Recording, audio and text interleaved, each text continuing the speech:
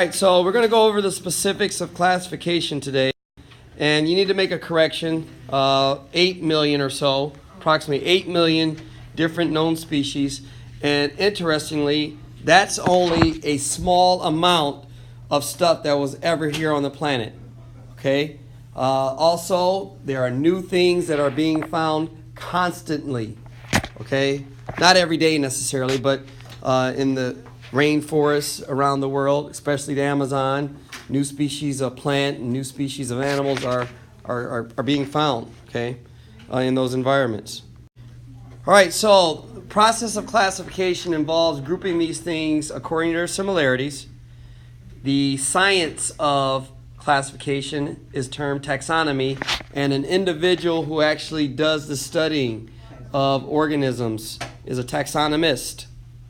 Okay, the benefits of properly naming things is that it gives us a consistent and a very precise way of putting organisms in categories. It also prevents mistakes and errors. Although our common name for these things, starfish and jellyfish, are what they are not actually in the fish grouping. Okay, Latin is used as well, Latin and Greek, primarily Latin though.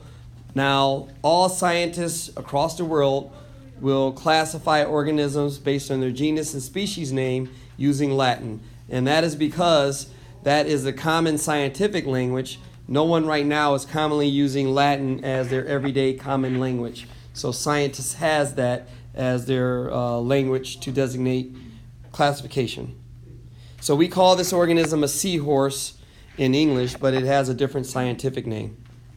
Reason being, as this slide shows us, is that we can be very confused if everyone was to use their common name for skunk, per se.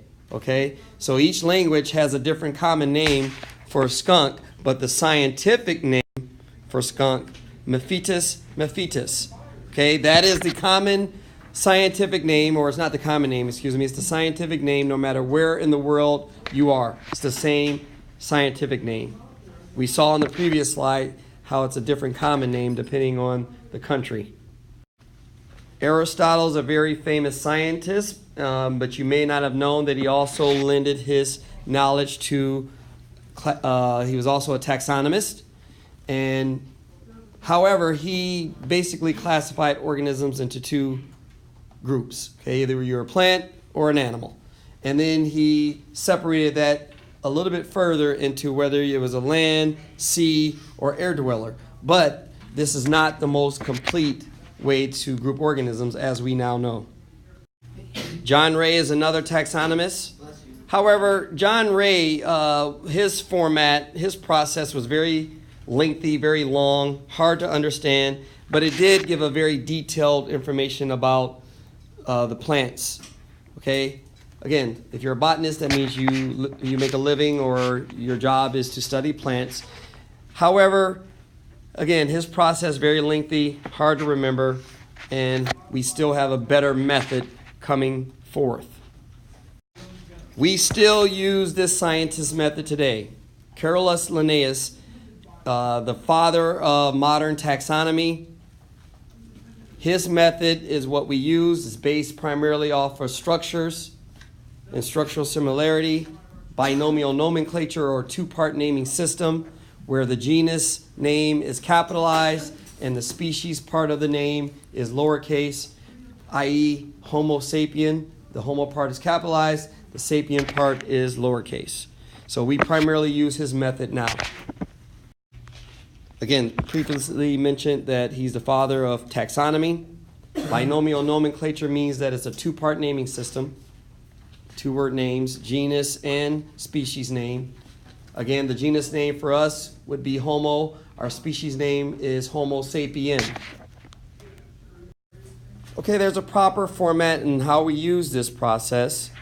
Again, we capitalize the genus name. Notice the name of this organism. This is an American robin. That is its common name. Turdus migratorius is its scientific name. Notice how the genus name is capitalized. The species name is lowercase. We also, if you see this in print, you might see it italicized. All right? Or you might see it underlined if you see it in writing. Okay, these organisms are all related. However, the two bear species are more closely related. How do we know? Well, we look at the genus name, Ursus and Ursus. Okay, that would show us how these two species of bears are more closely related than the giant panda is to either one of those.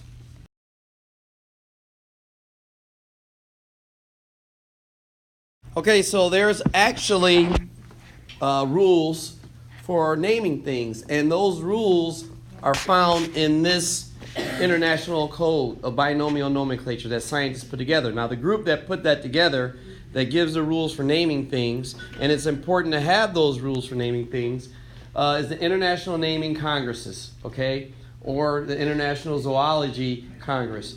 Now, why is that important? Because it helps when you're finding something new in the environment, in nature, etc., when new people find new things, you don't want those to already be confused with something that's already named.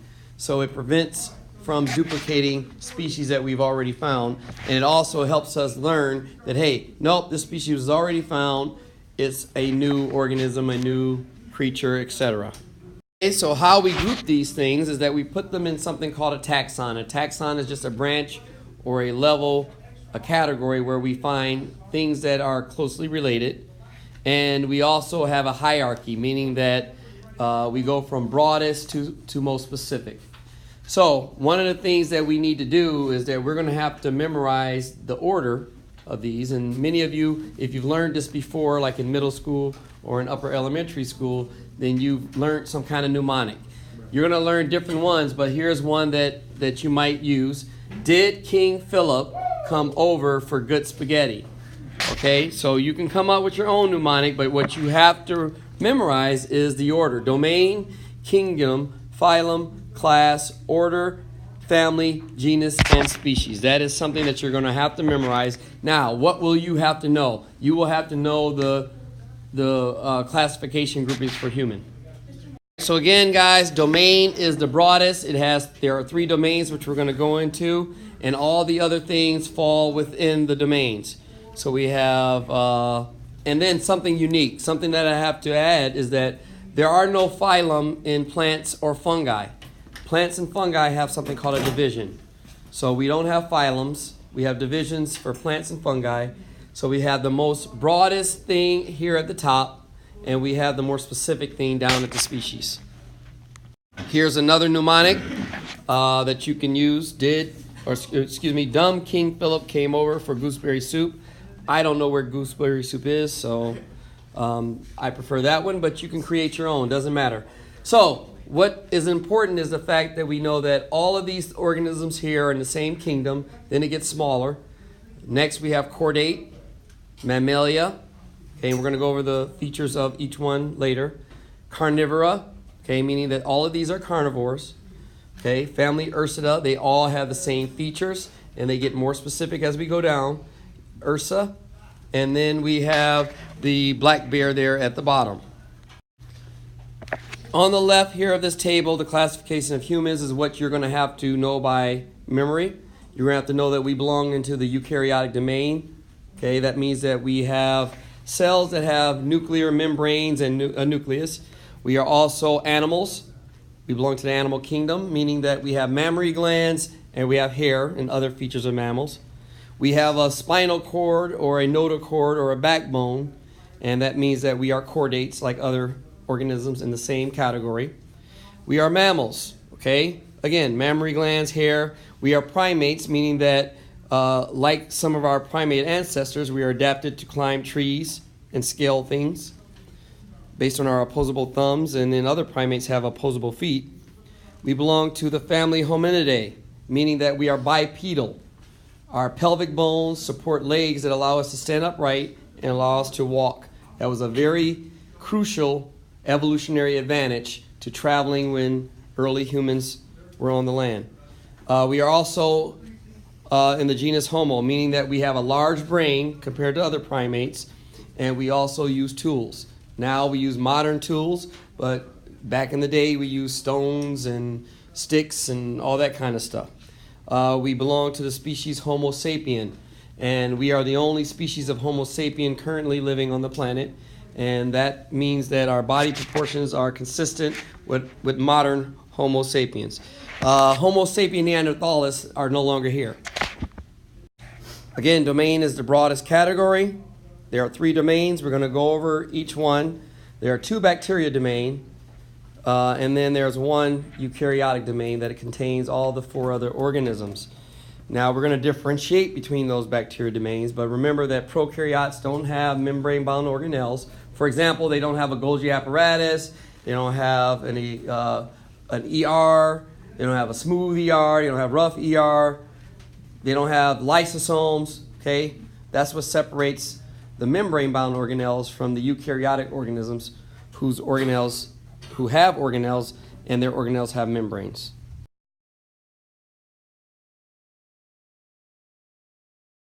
All right, so we're going to go over the 3 domains here, give you some information about them. The first one is the Archaea domain. It is believed that these were probably the first organisms on the planet. Why? Because early Earth, 4.5 billion years ago, was a very harsh environment. So in order to survive, these extremophiles had to be present. So these things can survive in acidic, highly acidic environments. You can find them in hot springs and geysers and very salty environments like the Dead Sea, in sewage. You can find them in very harsh and extreme conditions. This organism's genus name kind of gives it away as to where you would probably find it. It's an organism that obviously probably survives off of methane gas. All right. The bacteria, or the Eubacteria kingdom, is the bacteria that we're more familiar with on a daily basis, that affects our lives on a daily basis, rather. This is the bacteria that makes us sick, okay, such as the staph bacteria on your skin, that is part of your natural bacteria. The problem is that when it gets inside of you through a cut or a wound, that's when it becomes a problem, or if staph bacteria from someone else gets inside of your body. The other thing is that E. coli. E. coli is found in our intestines and the intestines of other organisms. It's this type of bacteria. Inside of us, it's good. It helps us break down our food and digestion. Outside, if you were to go to a restaurant, for example, and the employees didn't wash their hands after they went to the bathroom or something like that, or you operate or play with infected utensils or meat or that kind of thing, you can pass on a E. coli infection to other people. What happens? All right, so here's an example of bacteria that have been magnified probably thousands of times that are present, E. coli bacteria that's present in, again, our intestines and the intestines of other animals. Here are the 4 other organisms that we find in the kingdom Eukarya. We have Protists. These include amoebas, like the amoeba sisters.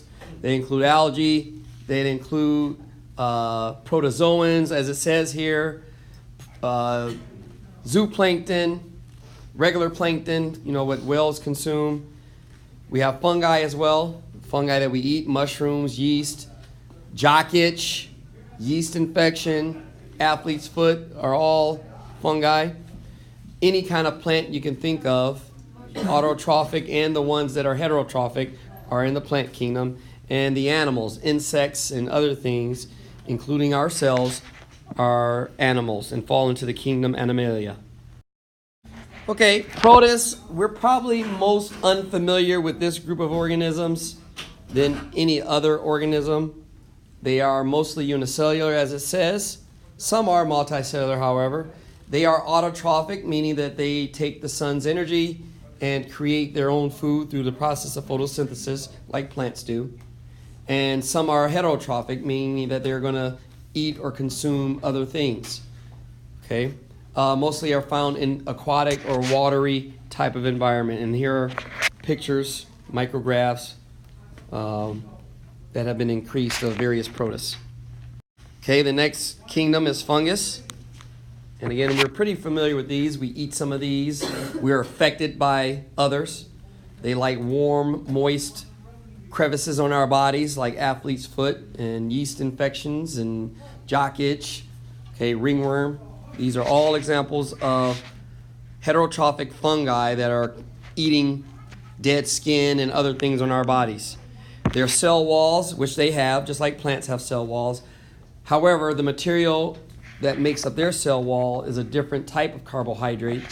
It's chitin or chitin in them, and it'll be cellulose when we go over to plants. Okay, the plant kingdom, also autotrophic. Okay, they carry out photosynthesis. Remember, they take in the sun's light. They convert that sunlight into glucose, which is what they use for food. The same reason why we need to eat things is the same reason that plants have to convert that sunlight into their food. And again, I mentioned that their cell walls are composed of a different kind of carbohydrate. That carbohydrate that you find in them is cellulose, where in the fungi it was chitin. Okay, our last kingdom is the kingdom that we belong into, kingdom Animalia. We know that we are multicellular eukaryotic organisms. We eat things. Now, there are two types of things in the Animalia kingdom. There are things that only eat meat, or actually three types. We have carnivores that only eat meat. We have herbivores that only eat plants. And we have things like ourselves that are omnivores that eat both. Now, I understand, what about vegans and vegetarians? Well, that's a choice that you've made, but you are born to be an omnivore, meaning that you consume both plants and animals, and you've chosen to either be a vegetarian or a vegan. Okay, this graphic here, it's pretty good. It is missing two of the kingdoms, though. It is missing the bacteria kingdoms, but it is good because it shows us the other four kingdoms, and it gives us how it's structured or organized, the type of nutrition or how it gets its food, gives us some examples. These are fairly probably new to you. Paramecium, euglenoid, slime mold, and adenoflagellate. They are all protists. Okay, we're pretty familiar with some of these other organisms, especially in the fungi kingdom, and in the animal kingdom, we're pretty familiar with those. Coral is many different organisms all together that compose one thing. And then we have the various types of plants that we come in contact with as well. Okay, so a taxon is how we group all of these things we're learning about. For example, if we see them on a tree of life or something like that, we're grouping all these things together. So most things that fall under the genera are very similar. Genus Homo is really distinct, and the features that separate us from other primates is very distinct. And so we are exceptional in that regard. And all of these things are grouped based on their evolutionary relationships. Okay, another interesting graphic here that just kind of separates and shows us approximate amounts of various animals in the animal kingdom. Also gives us some information on viruses and bacteria, fungi, protists. So it kind of goes over all the kingdoms and give you some approximate numbers of those kingdoms. Okay, these next couple slides are just basic review because we went over this in the evolutionary chapter. We talked about homologous structures and how they are structures that have an evolutionary history because of the structural similarities, even though they function differently. We also know that early embryos look very much identical, and it's hard to differentiate them early on in development. And we also know that the most concrete evidence to support evolutionary similarity is the similarity that exists amongst protein sequences and amino acids and RNA and DNA, so molecular similarity. So again, we've seen something similar to this. The one that we probably didn't see is the wing of the bat. I kind of described and told you that it is structurally, the bones are similar, even in that bat's wing. The whale, we saw that one. They didn't give the cheetah, but they gave a different organism, and they show the human bone as well. Homologous structures in the forelimbs of those organisms. And here is the similarity amongst the embryos. And again, if we were just to look at, the first two rows, then it is very difficult to differentiate and determine which organisms are which. Those things are called nodes.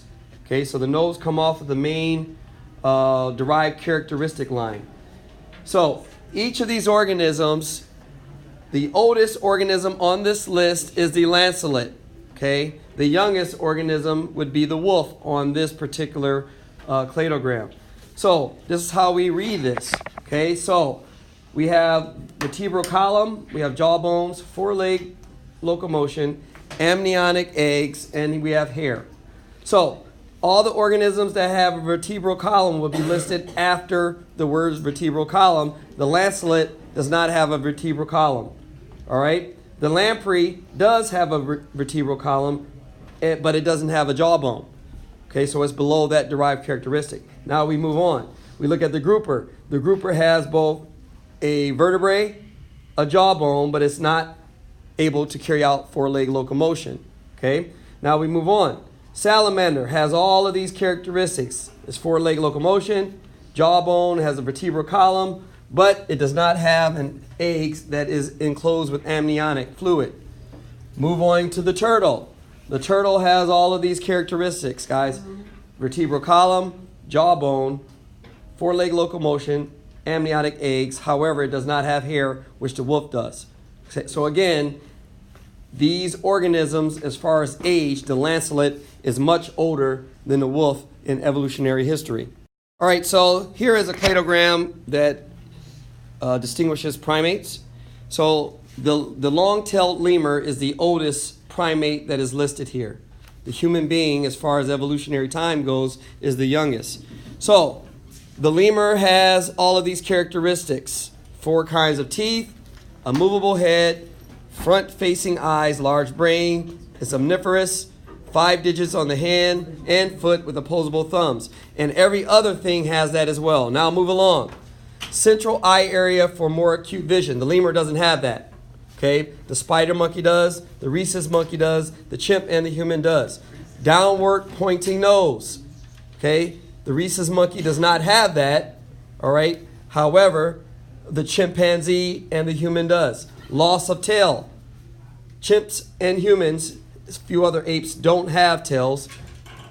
Loss of opposable thumb and foot. Humans don't have that. And chimpanzees and humans have a closer genetic relationship than the other organisms compared to the human. Another very useful tool is using a dichotomous key. Some of you may have used it before if you've done classification in either upper elementary or in middle school, because that's generally where it's discussed. So the first thing we need to do is that these characteristics come in pairs, and so we're going to identify it by looking at these pairs and moving on the list to determine what the organism is. All right, so here's how we carry out this dichotomous key. We start at the top. Remember it said in the previous slide that they come in pairs. So we have 1A, 1B, 2A, 2B, 3A, 3B, 4A, and 4B. We don't have anything after that. It's just an example. However, we're trying to figure out these pictures of these 3 different organisms, right? They didn't give us the name. And so we're going to go through this dichotomous key to figure out what they are. So number 1A says tentacles are present. So we're looking at that organism up there. We're going to go to number 2. Does it have 8 tentacles or more than 8? It has 8 tentacles, so we're going to state that that's an octopus, and that is correct for that organism in the upper right-hand corner. Now, if we were trying to identify the sea anemone, we would have to go to 1B because tentacles are absent. Then we go to 3, and it says tentacles hang down, or tentacles are upright. Tentacles are upright, so it would be a sea anemone. Okay, if we were trying to identify the jellyfish, we would start at the top, go down the list, and it would lead us to determine what the jellyfish is. And so a dichotomous key is very useful in figuring out unknown organisms.